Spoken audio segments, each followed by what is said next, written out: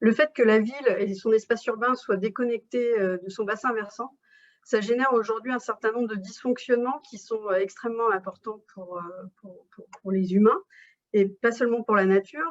Et je pense qu'il est important que l'être humain se resitue dans l'espace, enfin dans le système global qui est l'environnement et son écosystème de manière générale. L'être humain n'est pas en dehors de cet écosystème.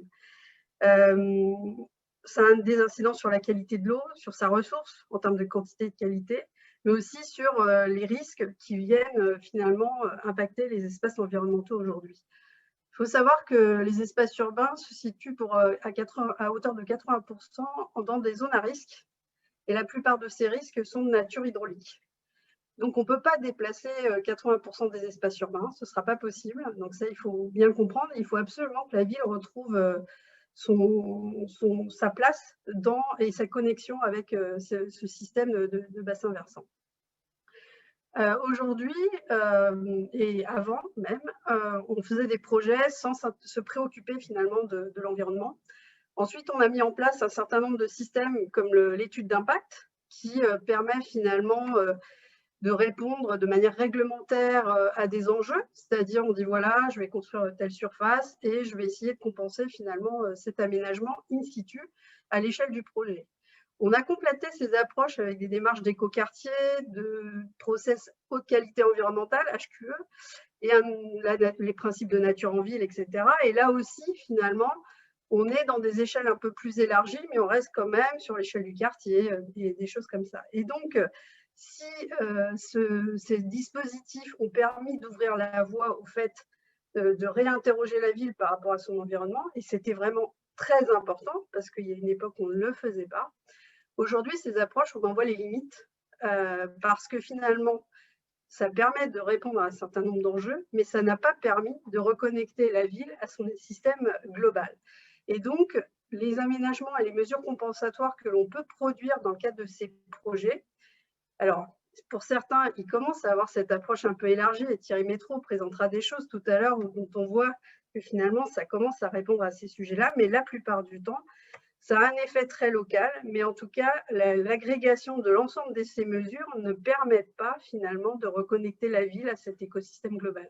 Et on le voit parce que finalement, les études d'impact, ça fait une trentaine d'années en tout cas qu'on les applique, qu'on les met en œuvre, et les phénomènes de ruissellement se sont pourtant accentués, et les désagréments et la désorganisation de l'écosystème général est aujourd'hui pas du tout équilibré.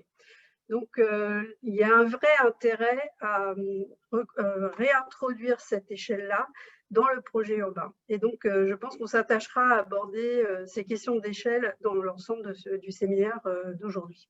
Je vais poursuivre la présentation sur un projet qui fait partie d'un projet global en fait, qui est conduit à l'échelle de l'Axe Seine dans le cadre du contrat de plan interrégional. Dans le cadre duquel il a été identifié des sites qui étaient des sites à enjeu en termes de développement. Donc, pour certains sites, on est sur des enjeux urbains au sens traditionnel, plutôt habitat, mixité, espace public, etc. On avait également un site qui était sur la façade littorale, et puis on a un site que je vais présenter aujourd'hui qui est à Val d'Azay-Gaillon et qui, lui, est plutôt à une prédominance de problématiques de zone d'activité, avec de la logistique qui nécessite la proximité du fleuve, donc la Seine, et pour lequel finalement cette proximité fluviale est nécessaire, mais du coup présente des problématiques d'inondation probables. Et puis on a aussi un site qui est assez, il y a beaucoup de déclivité, donc qui est très exposé aux problématiques de ruissellement. Donc on est sur un espace où on a une concomitance de rencontres avec l'eau. Et aujourd'hui, l'eau est perçue plutôt comme quelque chose de négatif, alors que, comme l'a souligné tout à l'heure Thierry, on peut aussi avoir un véritable intérêt à disposer de la proximité de l'eau et à savoir l'intégrer dans le projet urbain. Donc aujourd'hui, on est sur des espaces très imperméables, où on a des discontinuités environnementales importantes. Et donc, ce projet vise à travailler sur ces 4 sites et finalement élaborer une démarche avec un guide méthodologique, mais avec plutôt des cheminements de pensée et de réflexion à conduire, et non pas des formules toutes faites en disant il faut faire ça, ça, ça, parce qu'en fait, chaque site va être différent. Et donc, c'est plutôt une démarche qui conviendra de conduire. L'objectif, c'est d'améliorer le contexte environnemental de ce territoire. Donc ça, c'est extrêmement important. Et le contexte environnemental, il doit suivre finalement les circuits de l'eau. Donc ça, c'est vraiment très important. Il doit permettre aussi de réduire la vulnérabilité du territoire sur les enjeux existants et finalement permettre un développement du territoire, non plus en confrontation avec l'eau, mais en ne prévoyant pas, par exemple, d'enfouir les canaux, comme on l'a fait à une époque, mais plutôt de finalement construire la trame urbaine en défaut de la trame hydraulique, en fait. Donc, la démarche du projet, on a conduit une approche itérative et intégrée, où on a étudié sur le même plan, finalement, la trame hydraulique environnementale et l'impact du changement climatique. Le projet visait également, comme ça a été souligné tout à l'heure dans le chat, je l'ai vu, et c'est vrai que je n'en ai pas parlé en introduction, alors, à réguler l'eau effectivement dans la ville, mais aussi anticiper les périodes où on manquera d'eau. Et comme c'était souligné tout à l'heure, on a parlé d'îlots de fraîcheur, mais aussi certainement de maintien de l'eau dans le territoire quand on sera en période de sécheresse et de fortes températures. Donc, c'est un des objectifs également qui est fixé. Et ces aménagements, ils doivent aussi permettre de filtrer les eaux de surface et d'améliorer la qualité des eaux de surface et souterraines, et donc à sécuriser aussi la ressource en eau potable et les possibilités d'exploitation agricole, piscicole, etc. sur les territoires. Donc en fait, on a travaillé sur les enjeux fonctionnels, les enjeux hydrauliques et environnementaux et les enjeux d'aménagement sur l'ensemble du site. Pour vous montrer donc le site, vous voyez la Seine en haut à droite sur le plan de gauche, et vous voyez donc sur une période centennale la pénétration de l'eau sur le territoire. Donc avec aujourd'hui des bâtiments industriels qui existent déjà en bord à voie d'eau sur ce secteur-là, aujourd'hui peu implantés, enfin ici on a des espaces libres, et puis là on a une voie ferrée qui fait un peu barrage entre guillemets par rapport à l'eau. Mais il y a des passages sous voie ferrée, et donc vous voyez l'eau qui se diffuse sur le territoire. On a également, qui figure sur ce schéma, parce qu'on est sur une plaine, les eaux de ruissellement qui viennent finalement s'agréger aux problématiques d'inondation. Sur la droite, vous voyez tous les petits fleuves et rues qui descendent vers la Seine, donc vous comprenez que la présence de l'eau est extrêmement importante. Sur la carte à droite, on a relevé tous les enjeux écologiques, mais il y a des enjeux environnementaux assez importants sur le site qui sont extrêmement intéressants. On a des plans d'eau, parce qu'il y a des carrières à une époque. Et donc, on a travaillé toutes ces dimensions-là. Et ce que je voulais vous montrer, c'est que jusqu'à il y a 2 ou 3 ans, le projet initialement de développement de la zone d'activité avait été pensé entre la Seine, donc toute la partie qui est en rose à gauche, et la voie ferrée. Et donc, j'ai mis pour rappel les inondations telles qu'elles sont prévues. Et donc, aujourd'hui, avec ce travail-là, sur la carte qui est à droite, alors c'est un peu malheureux le code couleur, mais en tout cas, les parties à urbaniser, enfin en tout cas possibles pour l'activité, se figurent en bleu sur la carte à droite. Donc, vous voyez qu'on a revu complètement l'organisation et l'implantation des zones d'aménagement pour la zone d'activité, ou dans sa requalification, en tout cas par rapport au risque d'inondation. Donc on voit bien que là, ce n'est pas le projet urbain qui a défini finalement la trame hydraulique ou son organisation. On s'est appuyé sur la trame hydraulique pour définir la trame du projet et sa desserte. Donc là, j'avais fait un petit schéma justement pour montrer un peu plus parlant comme ça. Et donc l'idée, c'était de s'appuyer l'objectif aujourd'hui, c'est de s'appuyer sur des outils qui n'ont pas forcément été faits pour l'amélioration du contexte environnemental ou le changement climatique, mais ce sont des outils qu'on peut utiliser justement pour répondre à ces enjeux. Et donc aujourd'hui, les collectivités disposent de la compétence GEMAPIenne, donc, dans le cadre de laquelle on retrouve la gestion des milieux aquatiques et la prévention des inondations. Et donc, par ailleurs, on a des outils pour l'environnement comme le SAGE, les démarches tram vert et bleu, etc., mais qui sont conduites pour ce qu'elles sont. Et donc, là, l'objectif, c'est de dire, vous avez plusieurs outils à disposition au niveau des collectivités locales ou de leurs partenaires. Et donc, plutôt que d'avoir des réponses en dur pour la prévention des inondations uniquement, et puis par ailleurs des réflexions sur l'environnement, l'objectif, c'est finalement que ces outils mis en place pour la gestion des milieux aquatiques, les plans de gestion, etc., et toutes les présentations qui ont été faites par Thierry tout à l'heure au niveau des aménagements hydrauliques doux, puissent finalement répondre aux enjeux portés par les collectivités en matière de prévention des inondations. Et en fait, on va pouvoir, dans le cadre de certaines compétences, répondre à des enjeux beaucoup plus élargis. Là, Thierry connaît le projet. Je n'ai pas été reprendre des photos réalisées, mais je trouve ça intéressant parce que ce qui est intéressant sur un site, alors ça, c'est la ZAC des Guillaumes à Noisy-le-Sec. Alors là, c'est un parc urbain, donc c'est parce que là, le projet à Gaillon n'est pas terminé, mais ce qui est intéressant, c'est qu'à terme, il y aura un plan de gestion du site en période normale et en période d'inondation. Et donc, on voit bien que là, ce qui est intéressant, c'est qu'on voit la projection de l'eau sur le parc, et le parc a été pensé pour une manière de le fréquenter et de l'utiliser quand il y a de l'eau, et une manière de l'utiliser totalement différente quand il n'y a pas d'inondation. Et donc ça, c'est vraiment, l'objectif à Gaillon, c'est justement d'arriver à un plan de gestion des espaces d'activité et de loisirs le long de la Seine, en période d'inondation et en période normale. Et en période d'inondation, il y aura un report modal, par exemple, de la logistique via la voie ferrée ou le mode routier, en fait, par exemple.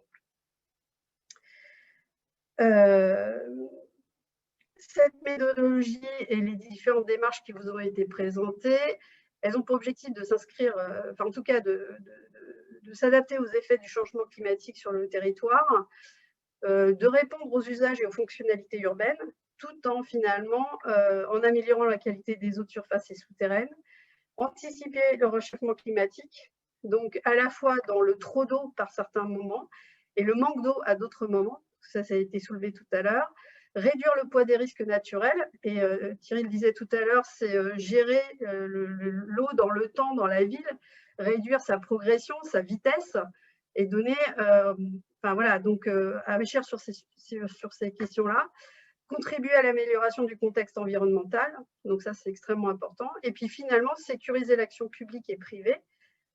Quand on porte un projet, on sait qu'on sera dans un projet qui respecte l'environnement, qui répond aux mesures compensatoires, et être dans une démarche plutôt éviter, réduire, compenser, plutôt que des mesures compensatoires traditionnelles. Quand on travaille sur la question du changement climatique, il va pleuvoir moins souvent, donc il y aura des périodes de sécheresse, et les périodes où il pleut, en fait, il n'y a pas moins de pluie. Et le problème, c'est qu'elle va être très concentrée, en générant énormément de dommages sur les territoires.